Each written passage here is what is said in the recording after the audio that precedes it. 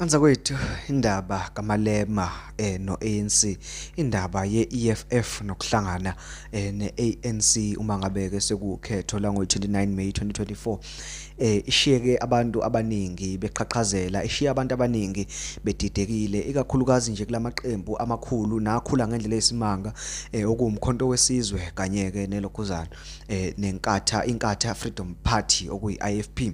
Lezi ndaba nje zibashiyeke betatazela kakhulu. Bengibona nje ama-comments laphana epagini lelokuzana le-EFF nasepagini le-IFP, enkundleni zokuxhumana nje bengibona abantu umzansi indlela ke oreacte ngayo kulolu daba, bevela abantu ukuthi hayibo, uma ngathiwa kwenzeka into kanjena kusho ukuthini ngathi kanje.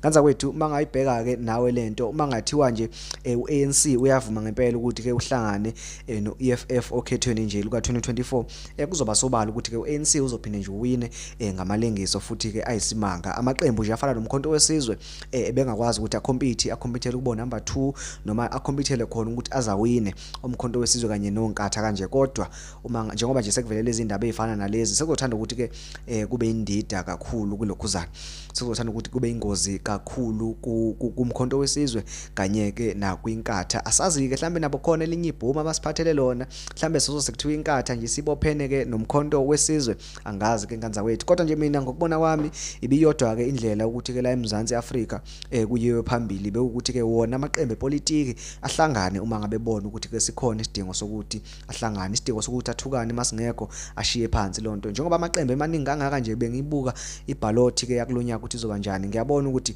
akusiwona wonke amaqembu azowina, lilodwa iqembu elizowina futhi ayazazi amaqembu angeke aze awine, kodwa akafuna ukuphusha ngenkanda. Amaqembu kanjalo ngiyacabanga ukuthi ke mayifuna mhlawumbe ukushintsha uhulumeni lapha eMzansi Afrika, kufanele ukuthi ke ahlangane namanye amaqembu kuchibiyelwe ukuze kuzosuswa ke uANC. Kanti futhi amanye amaqembu makuthi afuna ukuthi uANC aqhubeke aphathe, lamaqembu amancane nawo futhi angagijima ayolekelela ulokhuzana uANC, njengoba ke uMalema sephumele obala ukuthi yena akanankinga nokuthi ke kuphathe ulokhuzana, kuphathe uANC shuthi ke onyakeni ke ozayo kuze kuyoshaya ke unyaka olandelayo wokhetho.